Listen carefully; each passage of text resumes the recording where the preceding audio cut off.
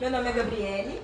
Meu nome é Isabela e hoje, para fechar com chave de ouro esse nosso ano letivo, nós temos duas convidadas importantíssimas hoje para poder falar sobre a consciência negra. Quer começar? Bom, meu nome é Iris, eu sou estudante de pedagogia pelo FOP, construo alguns movimentos aqui na cidade de Itabirito. Então a gente constrói juntas, inclusive, né, a Unidade Popular, o Movimento de Mulheres Olgo-Binário. Construímos lutas com relação à representação do movimento negro aqui na cidade também e nos propomos a pensar essa pauta aí num contexto educacional, político, social. A gente está nessa atuação aí na construção dessas lutas. Isso, meu nome é Lorena, eu sou professora de literatura, professora de português, sou mestre, estou no doutorado em literatura também. E faço parte, junto da Iris, de alguns movimentos da Costa Itabirito, a Unidade Popular,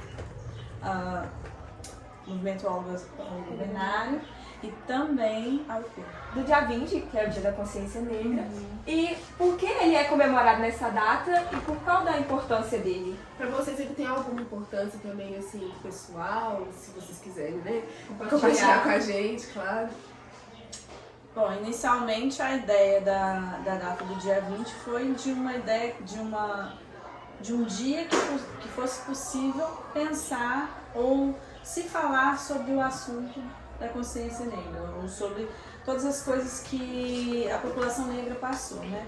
E isso não foi trazido de forma arbitrária, não foi algo que um dia uma pessoa falou assim, vou fazer o dia da consciência negra. Foi produto de uma série de lutas, né? De uma série de reivindicações por várias pessoas, várias frentes de movimentos que tornaram essa data possível, né? Um deles que a gente tem que começar a falar foi o Movimento Negro Unificado, o MNU, que vem também um pouco da ideia do teatro experimental do negro, isso lá por volta dos anos 1960, 70, e eles já estavam pensando nessas reivindicações e em pensar numa data para que esse assunto virasse um assunto de debate nacional, né? Então essa data ela é produto disso. A gente não pode desconsiderar que a semana ou a ideia da consciência negra parte justamente disso. Hoje em dia, né, esse ano principalmente, a gente já tem uma data com um feriado, que é uma conquista histórica também, e a gente precisa mencionar isso. Mas tudo parte dessa ideia de pessoas negras se juntando para poder falar sobre a sua vida, poder falar sobre os seus problemas, as suas questões, os seus enfrentamentos na nossa sociedade, né? E isso a gente precisa mencionar quando a gente vai falar sobre esse tópico. Surge dessa vontade, surge dessa necessidade, né? Porque historicamente o nosso país ele foi construído à base de mãos e de suor e de sangue negro. E querendo ou não, historicamente falando, mesmo tendo toda essa conjuntura, ainda assim o papel do negro na sociedade o negro na sociedade é colocado numa ideia de uma pirâmide, se a gente for olhar, sempre na base, né, na construção, mas nunca no dispor, de ter uma homenagem, uma celebração. Então esse dia também é pensando nisso, né? E pensar sobretudo na importância dessa data numa perspectiva pessoal, numa experimentação assim, eu acho que passa necessariamente também por uma experimentação coletiva. Principalmente quando a gente para pensar que o reconhecimento dessa data e a sua marca no calendário nacional, ela vem não de um protagonismo de agora, mas de uma continuância de fazença dos nossos passados, assim, de todas as lutas, de toda a trajetória, de todas as pautas que foram abordadas para que hoje fosse possível a gente estar onde a gente está. E a gente ter o reconhecimento dessa data, onde essa pauta ela é lembrada, ela é colocada, ela é pontuada e, sobretudo agora, ela é vista como um feriado, é uma maneira de inserir no cotidiano de todas as pessoas que estão sujeitas a esse calendário esse tema, esse assunto, de propor direta e indiretamente que as pessoas se relacionem com essa pauta. E isso é fundamental para nós que não abordamos essa pauta só no dia 20 de novembro, mas que experienciamos isso ao longo de todo um ano. A gente está falando agora, nessa data específica, de uma luta e de uma vivência que faz parte da nossa existência. coerência da nossa trajetória e da trajetória dos nossos passados e dos nossos próximos. Então, ter essa data como uma data reconhecida no calendário, como uma pauta de abordagem de um podcast, de um livro, como uma temática de estudo, faz com que os nossos direitos, com que a nossa humanidade também seja pautada e reconhecida na contemporaneidade, com que as negligências e as violências e os crimes que nos foram expostos sejam colocados em pauta, em vigor, em evidência, para que isso não se repita, para que isso pare, sobretudo, porque ainda não acabou, e para que isso não se repita daqui para frente. Então eu acho que é uma importância que ela passa por um campo individual, mas sobretudo numa significação coletiva, do que eu sou e do que o outro que está ao meu lado, que também faz parte de quem eu sou, pode experimentar e ver quanto possibilidade, viver possibilidade a partir do reconhecimento dessa data. Qual a contribuição de Dandara para os Zumbi dos Palmares e qual a sua importância histórica? Então, essa é uma pauta muito interessante porque existe um péssimo hábito, por assim nomear, de as pessoas associarem o nome de mulheres que são referência na construção de lutas revolucionárias como companheiras de grandes líderes revolucionários. Então, quem foi Dandara, companheira de Zumbi? Quem foi Teresa, companheira de um quilombola? E por assim vai. Dandara foi fundamental na organização do Quilombo dos Palmares, com um papel protagonista ao lado de Zumbi, porque sem ela Zumbi não teria condições de prestar manutenção e representação que prestou para o Quilombo. Dandara foi pessoa responsável por assistir e acompanhar e orientar as decisões e ações de Zumbi em todas as suas deliberações para que o Quilombo existisse por si só. E quanto mulher exercendo esse papel ali na conjuntura do Quilombo, que não era a mesma conjuntura colonial que a gente encontrava, né, nos grandes centros, nos engenhos, tinha um papel fundamental não só de companheira, de produtora de conhecimento e de pensamento das estratégias e resistências do Quilombo, mas também no processo formativo e educacional das humanidades que estavam se constituindo resistentes dentro daquele Quilombo. Então Dandara, além de companheira de Zumbi, foi companheira de luta, foi mulher de formação das crianças e da juventude que estava presente ali naquele Quilombo, contribuiu com o processo de alimentação, com o processo de terra, territorialização, plantio. Então Dandara foi protagonista nesse processo, tanto que na ausência de Zumbi, ela tinha esse protagonismo de ser a representação que deliberava as demandas naquele espaço. Então, Dandara foi figura fundamental para que Palmares pudesse resistir pelo tempo que resistiu. Isso. E vale lembrar o que foi o Quilombo de Palmares, né? Que era um local habitado por ex-escravos, pessoas que estavam sujeitas à escravização e fugiram ou foram, de alguma forma, passaram por aquele lugar. Também existia a presença de indígenas, existia a presença de pessoas brancas que não concordavam com o regime. Então o Quilombo era uma grande manifestação, foi um produto de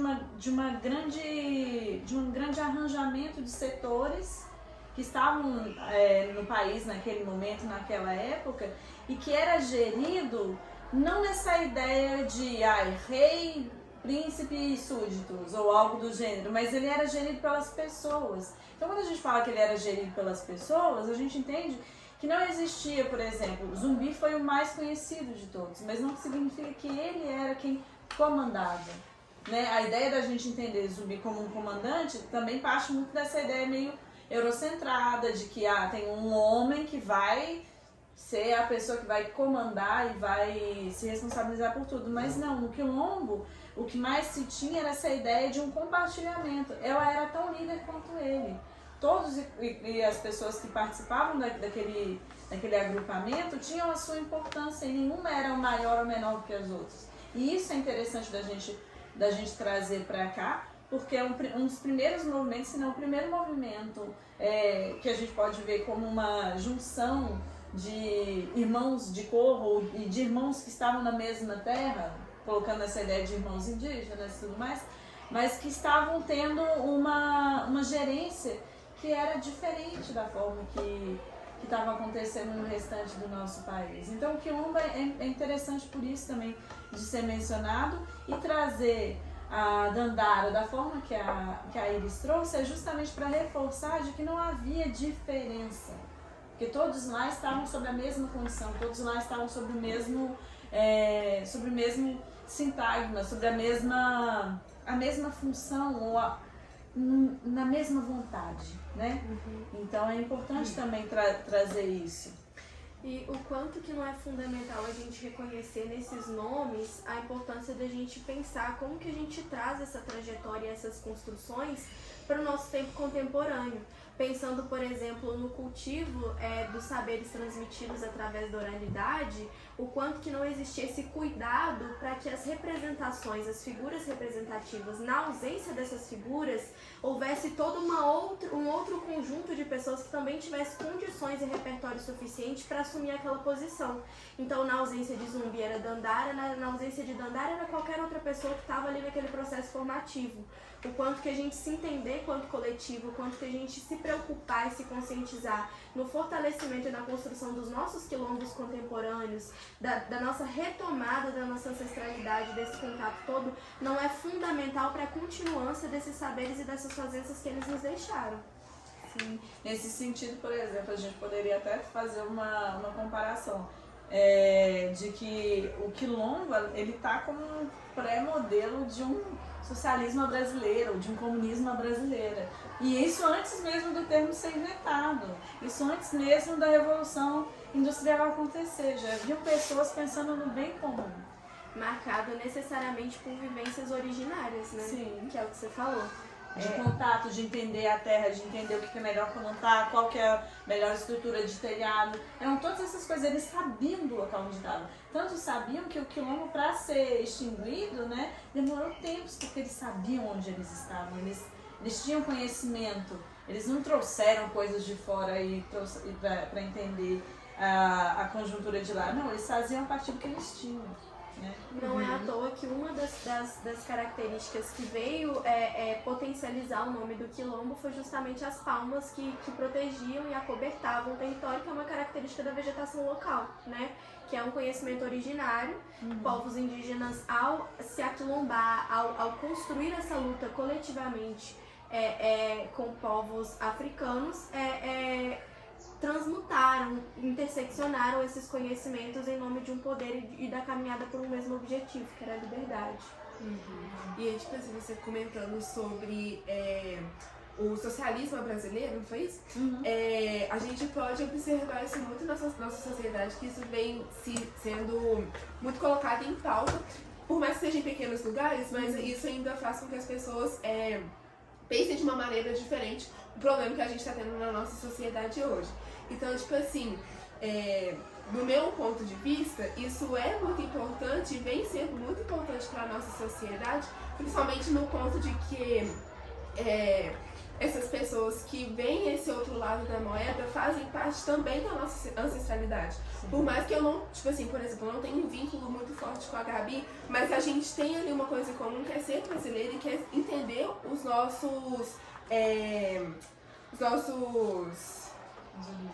nossas origens e tal. E aí, comentando também sobre mulheres e mulheres negras, especificamente, tem algumas mulheres que se destacaram ao longo da história, com certeza a gente pode notar isso muito. Tem umas que ainda estão vindo, mas que vão vir muito, como eu posso dizer, prometendo várias coisas pra gente, tentando melhorar o programa de hoje. Tem alguma mulher, alguma pessoa específica que vocês levam como inspiração e que pode ser inspiração de várias outras pessoas da nossa sociedade, além de Dandara? Tem várias. Tem várias. Escolher uma, eu acho que aí que seria o problema. Falar uma é que seria o problema. Existem várias, em diferentes áreas possíveis, né? Você quer falar sobre as suas? Pode começar, amiga, com seu repertório. Não, meu repertório, na maioria das vezes, ele vai ser influenciado por livros. Eu amo ler literatura e tudo mais. Então, aí, pensando num repertório, que é uma coisa difícil da gente ver, né? A literatura brasileira, por exemplo, que a gente entende de literatura brasileira, em sua maioria, é de autores brancos ou homens, e há pouca representação de mulheres autoras negras. Se a gente for olhar cânone, né, são os livros que a gente vê na maioria das bibliotecas. Então a gente vai ver Graciliano Ramos, Machado de Assis, que é um autor negro, tudo bem, Olavo Bilac, que a gente citando só alguns nomes. Agora, de mulheres mesmo, é uma coisa que está vindo por agora. E é muito interessante, por exemplo, ver que Maria Firmina dos Reis, que escreveu Úrsula lá em 1800 bolinhas, ela está sendo trazida agora. A gente tem Conceição Evaristo. A gente a Pamela traz muito gente, sobre a Conceição Evaristo pra Conceição gente. Evaristo, sim. Academia Mineira de Letras, né, e tudo mais. A Conceição, a Ana Maria Gonçalves com um quarto de despejo, não. Carolina Maria de Jesus com um quarto de despejo. Ana Maria Gonçalves é com um livro que é muito bom também, gente, mas ele é muito grande, esqueci o nome. A Lélia Gonzalez, a Beatriz Nascimento, a Luana Tolentino. Eu já ouvi esse nome em algum lugar. Sim. Ela é daqui da região. Então deve ser isso. Ela trabalha com educação. Então, Isso. Quem mais? Fora também a gente tem Audre Lorde, Angela Davis. E a gente vê também que tanto os homens, mas principalmente as mulheres, elas sofrem muito racismo, preconceito. Como elas vêm resistindo o racismo, o preconceito, o machismo na sociedade? Então, eu acho essa uma pergunta muito complexa, assim, porque na própria experiência de continuar a viver, você precisa viver toda a ordem de enfrentamentos para você se colocar nos espaços. Eu acho que, assim, a luta pela humanização de corpos de mulheres negras, principalmente quando essas mulheres são retintas, eu acho que é um primeiro enfrentamento, assim. A gente vive sobre um sistema que trabalha na perspectiva de viver sobre os nossos corpos, sobre a nossa funcionalidade.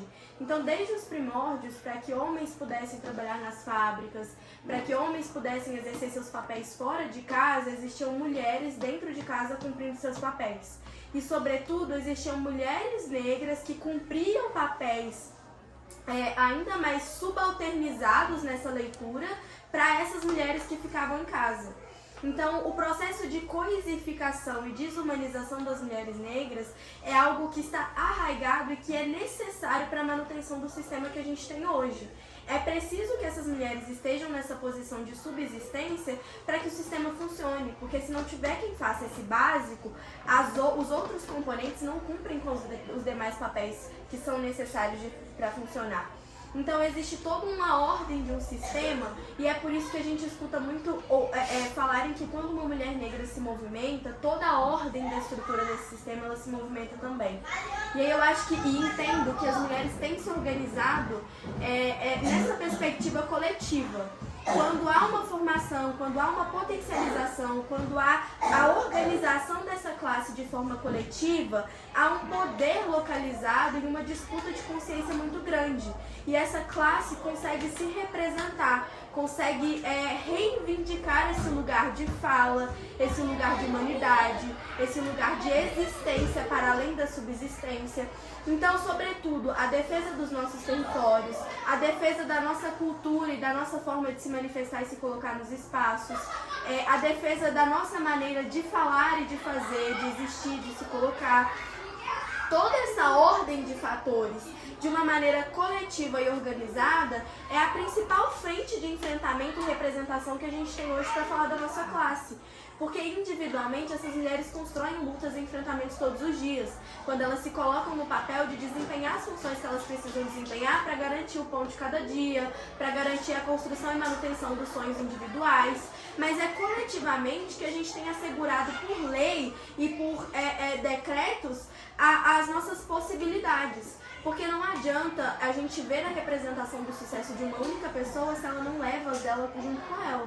Então, se a gente não consegue fazer esse levante, se a gente não consegue promover a formação de mulheres, de meninas, de jovens, lá na base, a gente não está fazendo esse movimento crescer. Então, a maior ordem de enfrentamento que a gente tem hoje para essa classe, para essa existência, passa passa necessariamente pela organização coletiva, pela potencialização de uma educação que seja racializada, que paute essas questões, que reconheça a importância dessa data de uma forma politizada, que respeite as nossas existências, que problematize a ocupação de corpos em determinados locais. Então, por exemplo, na esfera que a gente tem na estrutura educacional hoje em dia, os corpos que mais ocupam os cargos de serviços gerais ainda são corpos pretos, significativamente de mulheres pretas, que em sua maioria não são nem nomeadas. A gente costuma chamar essas pessoas como tias. Isso desumaniza essa pessoa que está nessa classe, que está ali exercendo essa função, porque ela tem um nome, tal qual a professora X, tal qual a professora Y, tal qual qualquer outra pessoa que exerce função aqui. Então, problematizar por que esses corpos, mesmo pós-abolição, mesmo pós-lei de cotas, ainda continuam ocupando os mesmos cargos, na mesma estrutura, sem serem nomeados, sem serem vistos e sendo generalizados, é necessário para que a gente mude essa estrutura. Isso só vai acontecer quando a gente organizar essa classe. Isso só vai acontecer quando a gente ouvir essas pessoas. E isso passa necessariamente pelo lugar de dar espaço, pelo lugar de convidar para que ocupe outros espaços também. Então, a problematização das nossas vivências e experiências diárias e a organização coletiva, de eu poder contar com o outro que está do meu lado para construir essa luta, é a principal frente para a gente enfrentar qualquer violência e crime contra mulheres negras hoje em dia. E só lembrando uma coisa, quando a Iris fala sobre essa pirâmide, né, que uma mulher negra movimenta, a pirâmide movimenta a nossa sociedade, basta ver que simples questões, por exemplo, que são atuais, que são atuais, se a gente for olhar a PEC das empregadas, que a maioria das empregadas domésticas no Brasil tem cor, são mulheres negras. Essa coisa da escala 6x1, a maioria dos empregos que estão nessa escala 6x1 são de pessoas negras. E quando a gente para pensar nisso, que o mundo do trabalho ele é uma máquina de moer gente, né? A sociedade é uma máquina de moer gente, mas o mundo de trabalho está aí para imobilizar esse livre andar das pessoas, imobilizar esse entendimento das pessoas como dotadas de uma humanidade em si, né? Porque tem toda essa desumanização que o trabalho traz também. A escala 6x1, a PEC das empregadas, está justamente para isso. Quando essas propostas chegam, elas são sempre barradas, mudam-se governos, ocorrem atentados. Tudo isso para mostrar o quê? Que essa revolução é potente, ela é necessária. E que caso, coletivamente, a gente realmente estivesse empenhado para que essas transformações ocorressem, muitas das nossas estruturas iam ou ruir, o que seria bom para a gente construir de novo, ou não, iriam ruir e a gente precisaria construir de novo, o que é necessário. Pensando sobretudo na experiência e assim, na realidade que a gente tem hoje no nosso país, que são mulheres negras que vivem em condições de regiões marginalizadas, já numa condição de marginalização de existência, e que em muitos processos vivem uma vida solo, são mães solo, são gestoras e estão ali gerindo a manutenção e subsistência da própria casa, num processo onde os aparelhos do Estado, que se nomeiam e dizem ser públicos e que devem atender a população como um todo, não alcançam essas regiões. E a gente consegue ver isso, por exemplo, aqui no município, onde os serviços de assistências, eles são mais precários à medida em que mais se marginaliza as regiões de moradia aqui da cidade. Então a gente tem as assistências centralizadas, mas a gente tem bairros hoje em dia, como por exemplo o Mazagão, que não tem UBS, ou o Padre Adelmo, que também não tem UBS, que é um sistema de saúde público, que está ali para atendimento de toda a população. Então, assim, olhar com carinho para quais são os corpos que estão ocupando essas regiões. Eu acho que por isso a pauta de território é fundamental. E, sobretudo, essas assistências estão chegando a essas regiões? Elas estão realmente sendo públicas? Quais direitos precisam ser defendidos? Quais realidades precisam ser pensadas, assim? E essa parte também de falar sobre a educação, que é fundamental também, começar a pensar nessa questão de resistência, de entender o que está sendo feito de errado, porque a gente tem que mudar. Igual ela falou, a questão da saúde, da OBS e tal. Trazer essa questão se impor, principalmente para meninas negras pequenas, meninos negros pequenos, é muito importante também. Como, acho que vocês duas falaram sobre, ela falou que está fazendo faculdade de pedagogia, você falou também, como futuras e professora, como vocês buscam trazer isso para dentro da sala de aula que vocês procuram e exercem hoje?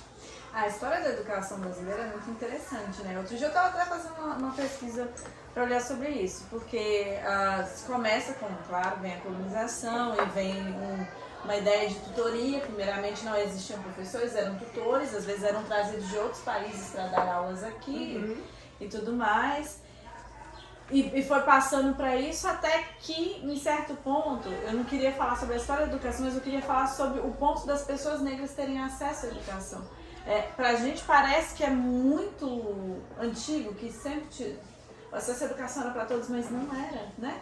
Não era. Tanto que depois da escravatura, da abolição da escravatura, com os negros libertos, para que as principais decisões do país fossem mantidas pela mesma elite cultural, pelas pessoas brancas, se instaurou que só poderia votar pessoas que não eram analfabetas e homens. Quem eram os homens que não eram analfabetos? Eram homens brancos. Então, assim, a gente vê que tem um histórico aí, e olha que a abolição da escravatura foi em 1888. Então, assim, gente, menos de 100 anos que tem essa coisa. Assim, isso que as pessoas poderiam votar. Pessoas negras foram mais depois, eu acho. Eu não sei, não estou certa de datas, mas não é algo muito longe da gente aqui. Não é algo antigo. Não é algo antigo. A inclusão e o ensino público para todos também. Não é algo que foi colocado como algo que era integral para todo mundo. Então, assim, a educação é o principal meio de emancipação política. A educação ela precisa estar para isso. A gente precisa, através da educação, não só ter acesso ao emprego, a gente precisa ter acesso à cidadania. E cidadania é diferente de ser também consumidor, porque hoje em dia o que a gente vê é uma educação para o consumo. Eu preciso ter isso para poder pegar isso. A educação está mais nessa ideia. Mas aí é que está. Na sala de aula, o que a gente vai trazer? O que a gente vai pensar? A escola, por muitas vezes, foi considerada um local de manutenção dessa violência. Basta pensar que muitos estudantes, em sua maioria negros e pobres, são sempre colocados como os piores da turma. As reclamações ou a forma de um professor tratar um aluno. E isso eu não estou falando assim de agora, eu tirei essa informação do nada. Existem estudos que falam sobre isso, sobre o impacto dos professores na formação de crianças negras, o impacto do racismo na trajetória dessas crianças negras, que é aprendido e tem essa manutenção via escola, né? Então, quando a gente entra para a escola, sobretudo eu posso dizer e com certeza eu acho que de Iris também, a gente tem um olhar de entender isso, de pensar por que o aluno que foi passado para a nossa turma como a pessoa que não quer fazer nada, que não tem interesse, de onde que veio isso? Esse aluno é assim mesmo? Ou alguém falou a partir disso? E por que falou a partir disso? Quem que é o aluno que a gente está lidando? É considerar uma pessoa que tem um contexto. E que tem um contexto ainda mais diferente do que um aluno branco. Então aí passa no dia a dia da sala de aula, passa no letramento racial, querendo ou não, passa nas leis que agora a gente tem, né? Que a gente tem de trazer educação afro-brasileira indígena para dentro de sala de aula, para essa valorização, para esse entendimento. Porque isso não estava posto. Isso foi também uma série de conquistas que a gente foi tendo aos poucos. E querendo ou não, as pessoas, pelo menos agora eu acho que da minha geração, da geração de Iris, a gente tem um certo... Não posso dizer que a gente tem total controle ou uma abordagem magnífica, completa. Mas a gente pelo menos tem um olhar que passa. Não, mas tem isso também a ser considerado. Algo que não tinha na nossa época em escola.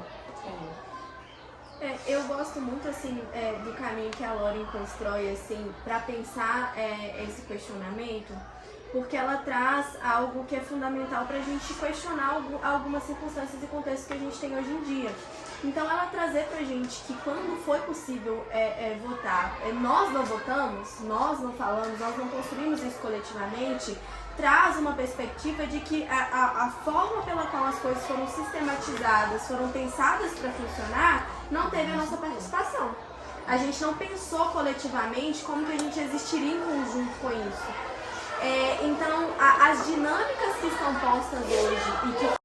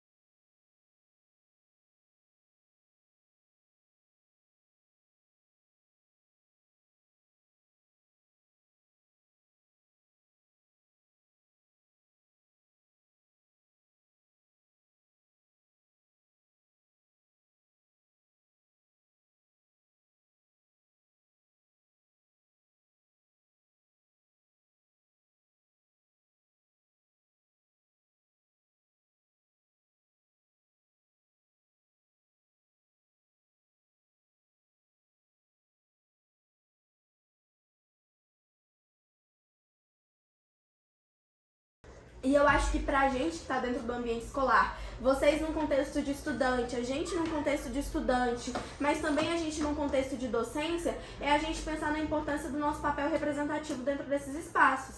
Então a forma pela qual você se veste, a forma pela qual você escolhe falar, a forma pela qual você reivindica e politiza a sua presença no espaço, também diz sobre quem você está trazendo com a gente.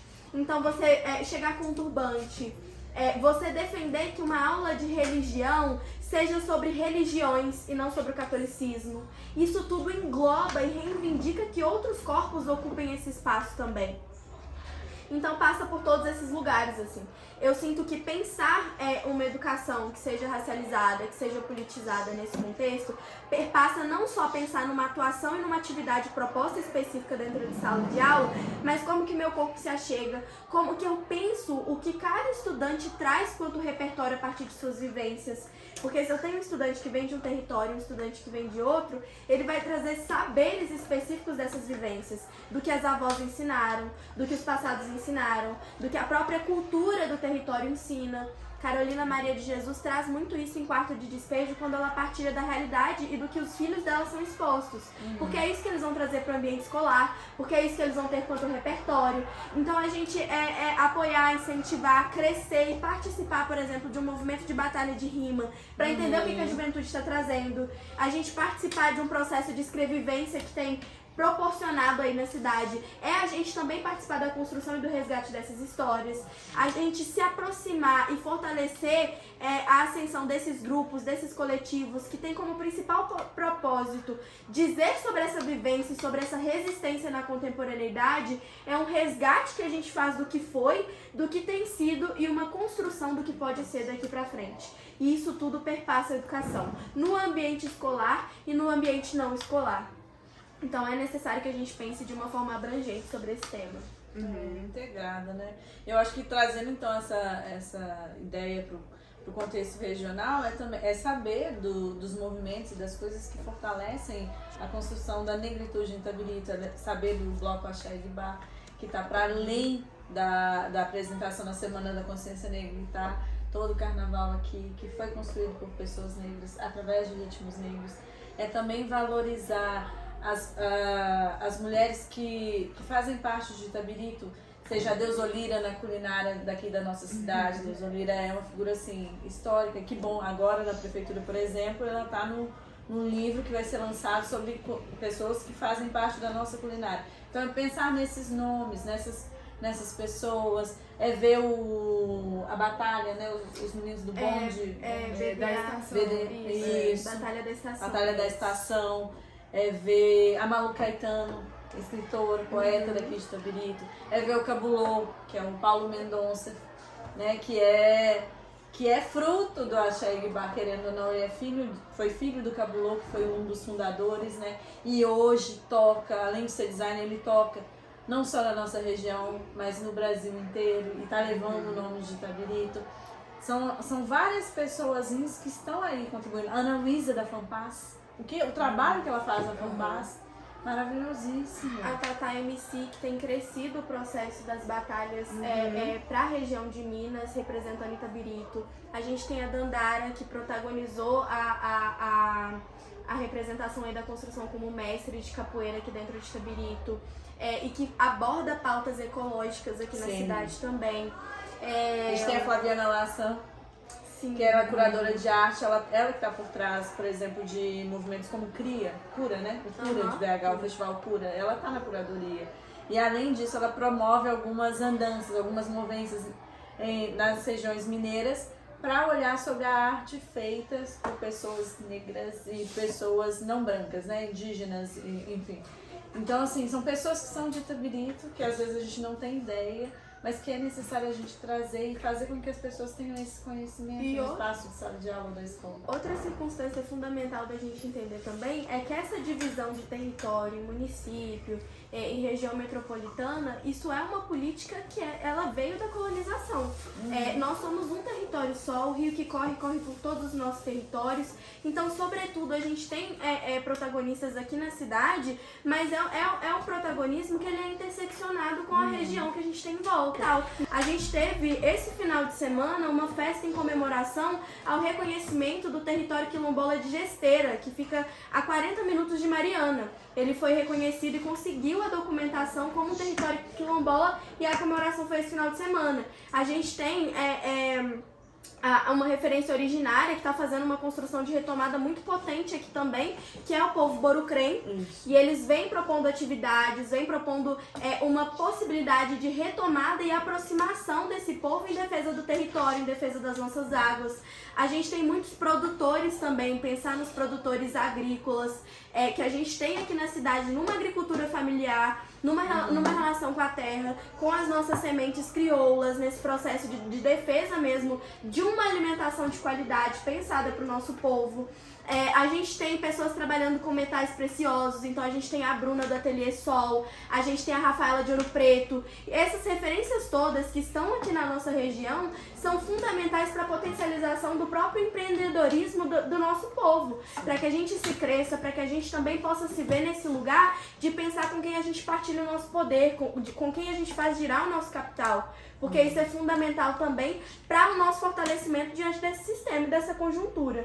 Então, a gente poder promover e pensar no protagonismo, na ascensão das pessoas que se tornam referência e levante para que outras pessoas continuem essa caminhada, é fundamental. Então, eu salvar uma publicação, eu divulgar um trabalho, eu participar de uma oficina, eu colar na batalha, eu pensar como que eu vou me apresentar esteticamente, como que eu vou falar, com quem eu vou falar, é fundamental, porque é assim que a gente vai fortalecer as nossas pontes e alcançar novos lugares.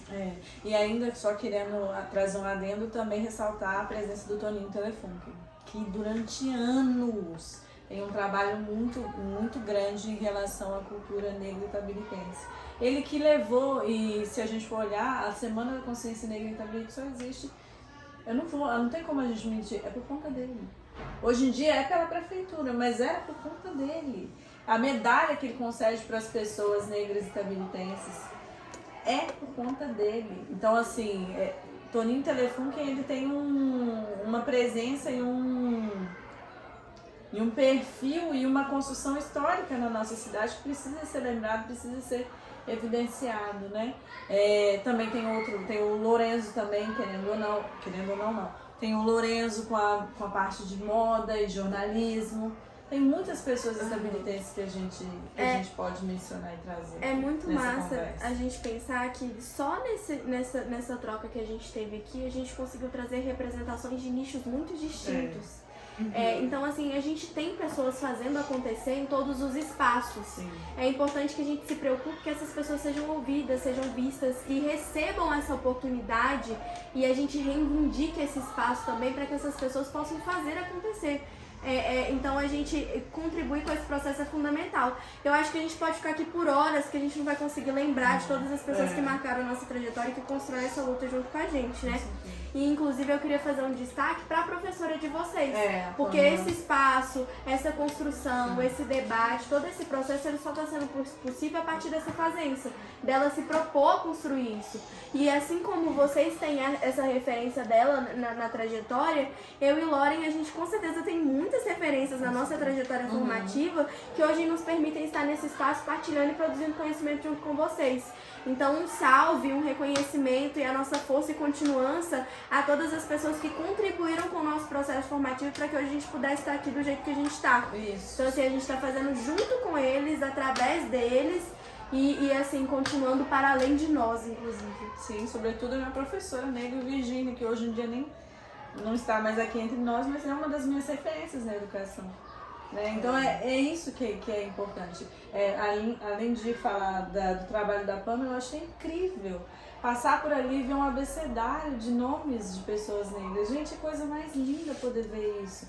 Na nossa época, é muito falar da idade, mas na minha formação, durante o tempo da minha escola, não tinha disso. Então é por isso que é importante. É por isso que é legal a gente estar fazendo isso aqui. Por isso que eu agradeço a todos vocês que estão participando desse projeto, que estão levando esse projeto do Pode, mas estão trazendo esse tema através da professora, mas também de vocês. É muito necessário abordar, é muito necessário ter esse tempo para falar. a Pamela, ela sempre tenta trazer essas personalidades negras para dentro da sala. Principalmente a Conceição Evaristo, né? Ela sempre fala com a gente, ó, Conceição Evaristo fala disso. Ela tem um livro, ela criou o termo escrevivência, ela pediu pra gente poder escrever uma parte da nossa escrevivência também. Foi muito interessante essa atividade que ela passou. Também tem uma outra frase que ela passou, inclusive eu tentei lembrar dela pra poder fazer a minha redação do Enem, eu não tô lembrando qual que é. Você lembra? Do sociólogo? Do sociólogo. É do Floresto. Florestan Fernandes, né? Desse moço aí. Alguma coisa de... A República... Eu vou calma. eu não lembro. Mas foi uma frase tão impactante que na hora que eu vi o tema da redação dela, eu falei, a Pamela falou disso na sala. Ela falou também sobre essa questão de herança, sobre algumas palavras que vieram do idioma Kimbundu. Sim. Ela comentou disso com a gente na sala, a palavra cafunete, uma outra palavra. Democracia racial, era isso? Isso, democracia racial é um mito. Que... Eu não lembro o que eu coloquei na aula lá, mas é um mito que precisa ser desmentido. Tipo assim, e tudo que a Pamela falou pra gente na sala me fez ter uma reflexão melhor pra poder fazer a minha redação do Enem. Então foi... Essa importância da Pamela é muito importante pra gente, principalmente essa questão cultural. E trazer essas personalidades, tipo assim, ter a Pamela como uma inspiração. Pra poder fazer a minha redação do Enem, pra poder falar, olha, ela foi minha professora, ela é muito gente boa, ela é uma pessoa muito dedicada. E não só isso, a Aparecida também, a mãe dela, ela sempre tentou fazer de tudo por nós, principalmente no clube de decoração, juntamente com as meninas e tal. Isso é muito importante pra gente aqui na escola e elas como essa inspiração vai fazer, pelo menos na minha vida, assim, vai fazer uma diferença absurda, porque eu não imaginava estar aqui hoje, principalmente porque eu tentei outras escolas, mas aqui no Henrique Michel eu vi uma perspectiva totalmente diferente. Fiz amizades super gente boas, a partir disso também, dessa aproximação que tanto a Pamela quanto a Aparecida fizeram a gente ter, né? Porque ficar aqui o dia inteiro é muito bom e também ter essas amizades, não, é muito cansativo, mas é muito bom. E ter essas amizades que foram criadas a partir dos professores é muito interessante. E ainda que vocês possam, claro, no futuro estejam, se a docência escolher vocês escolherem a docência, se vocês tiverem algum caminho que a docência passe por vocês, vai ser super um modelo, uma referência, mas eu acho que vai além.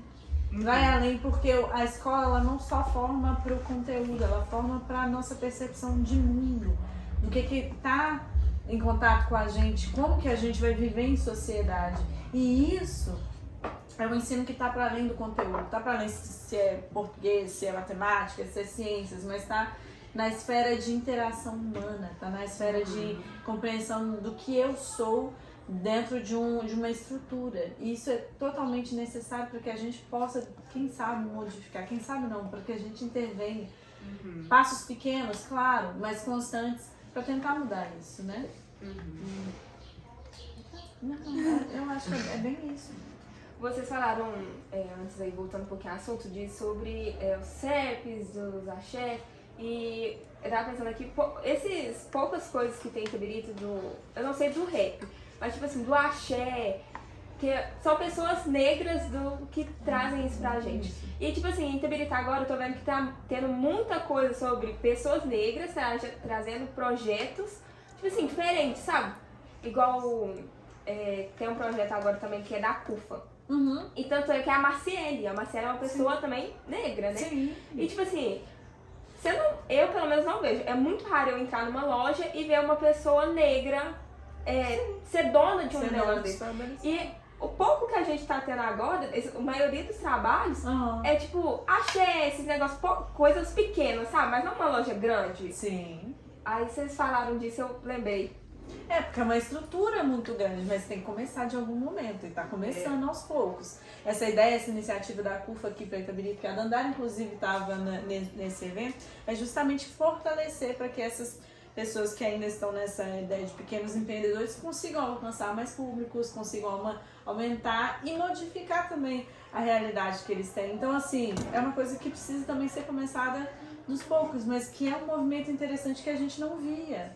E A gente não via isso. um ponto muito importante da gente pensar nesse assunto é quanto mais a gente luta para que essas pessoas tenham espaço e consigam crescer dentro da nossa cidade, menos essas pessoas precisam sair dela para conseguir ter oportunidade. E aí eu deixar um salve assim, muito específico para todos os artistas, para todas as representações negras que constroem vida fora, mas sempre retomam o território para continuar a luta aqui. Então a gente está tendo, por exemplo, a presença do Cabulô essa semana aqui em Itabirito, e ele faz o corre dele em vários outros lugares.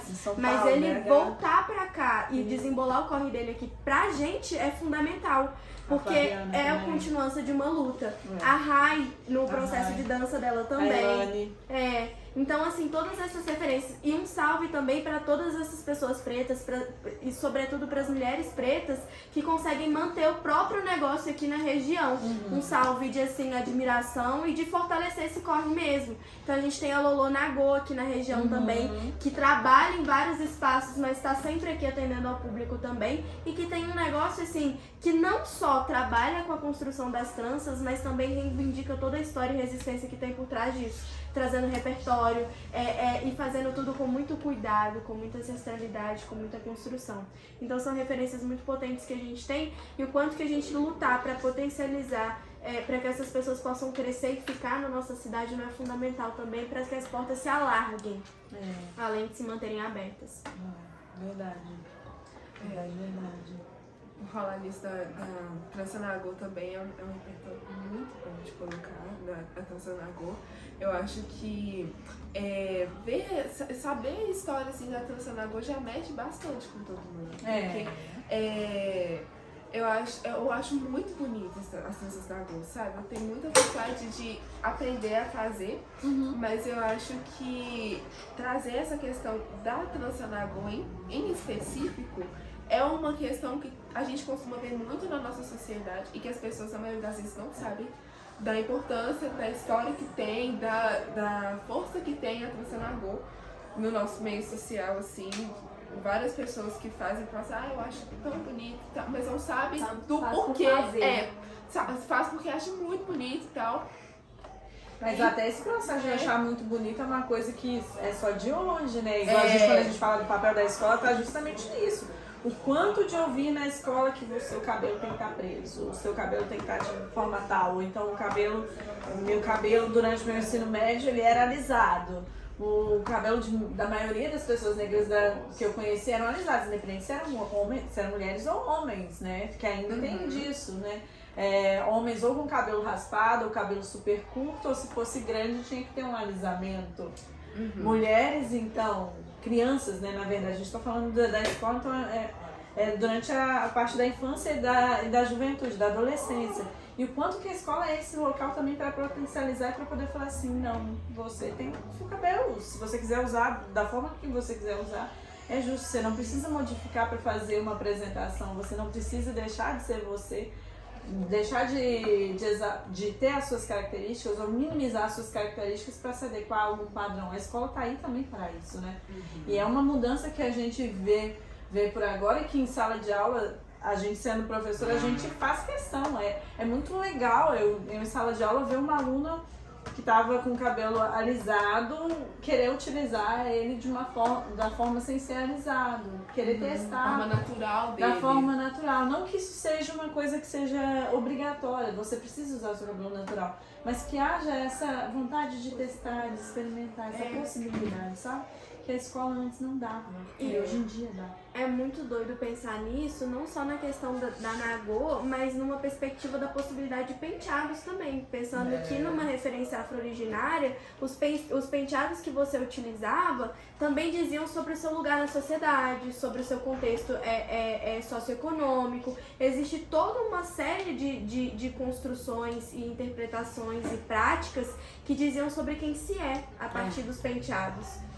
E na Nagô existe uma referência afropotencializada, mas é necessário também pensar na referência originária, onde as referências que eram pintadas em nome de proteção também eram trançadas. Então dá pra pensar nesse repertório afro-originário mesmo, assim. e fazer a defesa dessa prática, né? Gente, o assunto tá fluindo muito bem, mas infelizmente nós temos meio curto. Gostaria de agradecer mais uma vez a presença de vocês, é muito importante, de verdade mesmo, de coração, ter essa conversa que foi esclarecedor. Espero mais vezes poder contar com a presença de vocês aqui no nosso podcast. E Você tem alguma frase? Alguma consideração final que vocês gostariam de falar? Por responsa, né? Eu acho que, sobretudo, diante da conversa que a gente construiu aqui, fica um convite para que a gente possa se organizar coletivamente. Para que a gente possa se reunir com os nossos amigos, para que a gente possa se reunir dentro dos grupos e das dinâmicas que existem na nossa cidade e, a partir disso, construir um processo formativo. Numa própria roda de conversa que a gente escolhe um tema e debate com os nossos amigos, a gente está conhecendo outras maneiras de pensar a respeito de um mesmo assunto. Isso faz com que a gente saia do lugar, com que a gente produza um novo conhecimento a partir disso. Mas, sobretudo, Itabirito é uma cidade que existem muitas pessoas fazendo muita coisa acontecer dentro dessa temática também. Então, se você puder colar nesses movimentos, se você puder se achegar diante da pauta que mais se aproxima daquilo que você tem interesse de conhecer, porque, como a gente colocou aqui, a gente está em todos os espaços, vai ser muito importante na construção dessa representação, na abertura dessas portas e, sobretudo, no alargamento desses caminhos para quem vem aí junto com a gente nessa caminhada. Então, que você possa se organizar diante do que você pudesse movimentar. É isso. E para além disso, gostaríamos, pelo menos eu e Iris também, de agradecer pelo espaço, de agradecer pelo acolhimento, a todos vocês que estão aqui, pessoas que estão na frente das câmeras, atrás das câmeras, a toda a estrutura da escola, a professora Pamela também por esse espaço e por essa voz que vocês estão dando pra gente, né? Que não é só uma voz de protagonismo, é uma voz coletiva. A gente não tá aqui para protagonizar, a gente tá aqui para conversar. E que bom que foi uma conversa durante todo esse tempo que a gente teve aqui. Então é também pensar nisso e entender o que é o papel de uma consciência. A consciência é um entendimento do mundo. Então, se a gente quer ter uma consciência negra, que a gente entre nesse mundo simbólico do que é a negritude, que a gente busque tentar compreender ou se entrar em contato com mais coisas que são voltadas para as questões das pessoas negras, que a gente se encha de cultura, que a gente se encha de referências, sejam referências em textos escritos, sejam mídias e tudo mais, mas que a gente entenda esse universo e queira entrar e se abra para conhecer e também para se desconhecer, para também se ver dentro de todas as possibilidades desse universo. Porque é uma coisa interessante também, quanto mais a gente vai entender sobre o que é a negritude, quanto mais a gente vai entender o que é ser negro, se tornar negro, mas a gente também passa a entrar em contato com ações e atitudes nossas que nos distanciavam disso e que a gente tenha, então, um certo olhar empático para a gente mesmo nisso, de que a gente sempre vai estar aprendendo, que a gente vai, em algum momento, também ter algum erro ou ter algum equívoco, mas que isso não faça com que a gente se afaste, né? Faça com que a gente fale, ok, eu tenho uma responsabilidade agora de tentar transformar o que eu tinha antes, que não era o que eu acho que era interessante. Então, que a gente tenha essa abertura também para conhecer mais, para sair do nosso lugar. Porque eu acho que é isso. Se a gente for falar de consciência negra e a gente for falar de racismo, o racismo é essa grande tentativa de imobilizar, de fazer com que a gente não saia do lugar, com que a gente permaneça, seja a gente pessoas negras ou pessoas não negras. Então, que a gente flua, que a gente se movimente, que a gente mexa essa estrutura. Então, é isso que eu desejo pra gente no nosso dia a dia. Muito obrigada pelo espaço.